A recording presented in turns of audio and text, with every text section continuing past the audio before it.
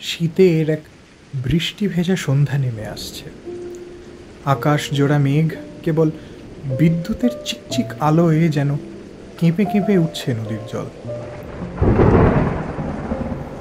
শহরের কোলাহল থেকে বহু দূরে নদীর কাছের এক গ্রামের একটা ছোট্ট রেল স্টেশনের প্ল্যাটফর্মে দাঁড়িয়ে আছে অরিন্দম। পরন্ত বিকালের ক্ষীণ আলোর দিকে উদাস মনে তাকিয়ে কেমন যেন নস্টালজিক হয়ে পড়ছে সে। ছোট্ট একটি প্রাইভেট কোম্পানিতে কাজ করে সে। অফিসের কাজে বিভিন্ন জায়গাতেই তাকে যেতে হয়। আজ তাকে আসতে হয়েছে কলকাতা থেকে বেশ অনেকটাই দূরে, রানাঘাটের থেকে আরও কটা স্টেশন পরের একটি অতি অখ্যাত সুফলপুর স্টেশনে। নামেই স্টেশন, না আছে আলোর ভালো ব্যবস্থা, না আছে একটু বসার জায়গা। সারাদিনে 4টি মাত্র ট্রেন দাঁড়ায়, 2টি আপ 2টি ডাউন। কোন সকালে নাকে মুখে কোনো মতে গুঁজে বাড়ি থেকে বেরিয়ে সারা দিন ঘুরে অফিসের কাজ মিটিয়ে এই শীতের পড়ন্ত বিকালে প্রায় নির্জন অচেনা স্টেশনে দাঁড়িয়ে, হাতে একটা পুরনো চিঠি যেটা সে 1000 বার পড়েছে, তবু প্রতিবার মনে হয় নতুন করে লেখা, যেটাকে সে কখনো কাজ ছাড়া করে না। চিঠিটা সবসময় থাকে ওর অফিস ব্যাগে বা পকেটে। চিঠিটার উপরে কালি মাখামাখি অক্ষরে লেখা, আমি তোমারই, তবু হয়তো তোমার হতে পারবো না।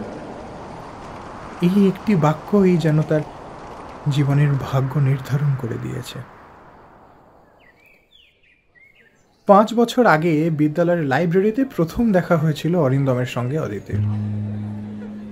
অদিতি যেন সম্পূর্ণ এক আলোর মূর্তি।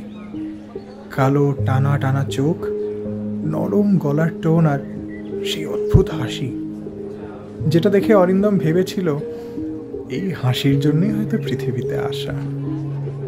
একদিন সাহস করে বলেই ফেলেছিল, তুমি কি প্রতিদিনই এত বই পড়ো? অদিতি হেসে উত্তর দিয়েছিল, না না, শুধু যেদিন মনে হয় কেউ আমার জন্য অপেক্ষা করছে না, শুধু সেদিন। অরিন্দম বোকার মতো তাকিয়েছিল। প্রথম আলাপেই এমন কথা? কিন্তু ওই কথাটাই তার মনে গেঁথে গিয়েছিল। এরপর থেকে প্রতিদিন দেখা, পড়াশোনা, ক্যাম্পাসে হাঁটাহাঁটি, ধীরে ধীরে তাদের বন্ধুত্ব প্রেমে রূপ নিল। অরিন্দম বিশ্বাস করেছিল এ সম্পর্ক কখনো ভাঙবে না। কিন্তু অদিতির চোখের গভীরে এক অদ্ভুত অন্ধকার লুকিয়ে থাকত। মাঝে মাঝে সে চুপচাপ হয়ে যেত, অনেকক্ষণ নদীর দিকে তাকিয়ে থাকত। একদিন অরিন্দম জিজ্ঞেস করেছিল, আচ্ছা অদিতি, তুমি হঠাৎ এরমভাবে দূরে চলে যাও কেন? সব কথা কি বলা যায় অরিন্দম? আমার জীবনটা একটা ভাঙা নৌকা। জানি না, কত ভয় হয়। তীরে পৌঁছাতে পারবো তো? আমার এমন কিছু বাঁধন আছে যেখান থেকে আমি চাইলেও পালাতে পারবো না। অরিন্দম কিছু বুঝতে পারে, তবুও ভেবেছিল সময়ের সঙ্গে সঙ্গে সব ঠিক হয়ে যাবে। এমনই এক শীতের বিকেলে তারা দুজন শহরের বাইরে একটা নির্জন মাঠে দাঁড়িয়েছিল।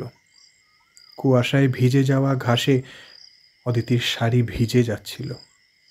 অদিতি হঠাৎ তার হাত ধরে বলল, শোনো, যদি কোনো দিন আমি তোমার কাছ থেকে হারিয়ে যাই, তুমি কি আমার প্রতীক্ষা করবে? অরিন্দম অবাক হয়ে বলেছিল, এ আবার কেমন প্রশ্ন?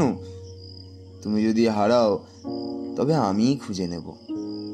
তুমি ছাড়া আমি কোথায় বা যাব? অদিতির চোখে জল জমেছিল। সে বলল, যদি আমাকে খুঁজে না পাও অরিন্দম, কিন্তু জানবে তোমার প্রতীক্ষার ভেতরেই আমি বেঁচে থাকব।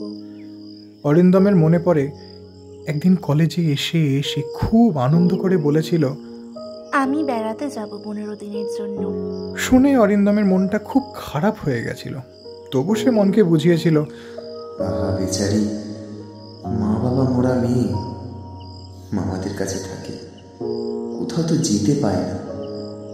যাক, বেরিয়ে আসুক। শুধু অদিতির হাত দুটো ধরে অনুরোধ করেছিল, রোজ কিন্তু অন্তত একটিবার করে ফোন করো। হ্যাঁ। অদিতি কেবল মুখ টিপে হেসেছিল। তারপর আর ফোন পায়নি অরিন্দম। এরপর হঠাৎ করে অদিতি যেন অদৃশ্য হয়ে গেল। ফোন বন্ধ, ওদের ভাড়া বাড়ি খালি, বিশ্ববিদ্যালয় থেকেও নাম গেল কেটে, কোনো খবর নেই। কেবল হঠাৎ একদিন ডাকযোগে এলো একটা ছোট্ট চিঠি। অরিন্দম, আমাকে তুমি আর খুঁজো না। তোমার প্রতি আমার ভালোবাসা সত্যি, কিন্তু ভাগ্য আমাকে অন্য পথে নিয়ে যাচ্ছে। তুমি আমার জন্য অপেক্ষা করো না, তবে আমি জানি তুমি অপেক্ষা করবে। চিঠি পড়ে অরিন্দম ভেঙে পড়েছিল, কিন্তু মন মানতে চাইল না। সে খুঁজল, দৌড়লো, প্রত্যেকটা জায়গায় ঘুরল, কিন্তু অদিতির আর কোনো চিহ্ন পেল না। একটা একটা করে আরো দুটো বছর কেটে গেল। অরিন্দম পাশ করলো, যা হোক একটা চাকরিও পেল, শহরের ভিড়ে মিশে গেল, কিন্তু প্রতিদিন শুরু হতো অদিতির স্মৃতির সঙ্গে। কোনো সন্ধ্যায় আকাশ মেঘে ঢেকে গেলে মনে হতো অদিতি হয়তো এই আকাশেরই কোথাও তাকিয়ে আছে। বন্ধুরা বলতো, ওকে ভুলে যা ভাই, তুই, ও আর ফিরবে না। কিন্তু অরিন্দম পারত না। ছুটির দিনে নদীর ধারে গিয়ে বসত, সেই চিঠিটা খুলে পড়ত। মনে হতো অদিতি এখনো তার সঙ্গে আছে। এতগুলো বছর পর আজ এই সন্ধ্যায় বর্ষা ভেজা দিনে হঠাৎই সে দেখল প্ল্যাটফর্মের শেষ দিকটায় কে যেন দাঁড়িয়ে আছে। অদিতি না? মুখে ক্লান্তির ছাপ, চোখে অদ্ভুত শূন্যতা, তবু সে একই মানুষ, অদিতি।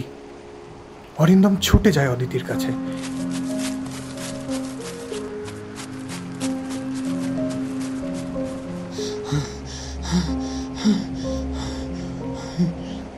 অদিতি, অদিতি, তুমি তুমি এতদিন কোথায় ছিলে? আমি তোমায় কত জায়গায় খুঁজেছি, তুমি কোথায় ছিলে? অদিতি হেসে ফেলল, কিন্তু সেই হাসি ছিল ভীষণ মলিন। অরিন্দম, তুমি এখনো আমায় ভোলনি? কি কি বলছো তুমি? আমি প্রতিদিন তোমার অপেক্ষা করেছি। অরিন্দমের চোখে জল। এ অশ্রু দুঃখের নয়, বরং হারিয়ে পাওয়া অমূল্য রতনের। অদিতি কিছুক্ষণ চুপ করে রইল, তারপর ফিসফিস করে বলল, আমার বিয়ে হয়ে গেছে অরিন্দম। তুমি তো জানো আমার বাবা মা কেউ নেই, মামা বাড়ি মানুষ হয়েছে। মামারা আমার অমতে হুট করে দিন দিতে থাকা প্রবাসী একটা ছেলের সঙ্গে আমার বিয়ে দিয়ে দেয়। আমার কোনো কথা তারা কানে তোলে না। আমাকে ঘোরাতে নিয়ে যাবার বাহানায় ওরা এই কাজ করেছিল। ফোনটা পর্যন্ত আমার কেড়ে নিয়েছিল মামারা। আমি তো ছিলাম আমাদের কাজের বোঝা, তাই ওরা বোঝা নামিয়ে হালকা হয়েছিল। তবু আমি কিন্তু আমার কথা রেখেছি। কেবল তোমার হাতে সিঁদুরটা আমার এই জীবনে সিঁথিতে তোলা হলো না। বিয়ের 10 দিনের মাথায় আমি আত্মহত্যা করেছি। হ্যাঁ, তুমি ঠিক শুনছ, আমি আত্মহত্যা করেছি। আজ দিনটা মনে আছে? আজই সেই দিন যেদিন আমাদের প্রথম দেখা হয়েছিল, আজ থেকে ঠিক 5 বছর আগে। এখনো তুমি মিছে প্রতীক্ষায় আছো, তাই আমি আর থাকতে পারলাম না। বাধ্য হয়ে তোমায় সবটা জানিয়ে দেব। তোমার কাছে আমার অনুরোধ, তুমি আমায় ক্ষমা করো, আমায় ভুলে যাও, আমার মুক্তি দাও।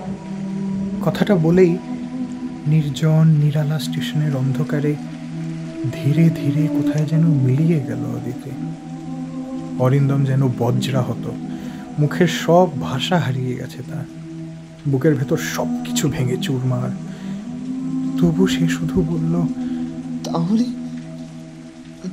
তাহলে সেই ভালোবাসা। হাওয়ায় মিশে গেল সে শব্দ। অরিন্দমের চোখে জল।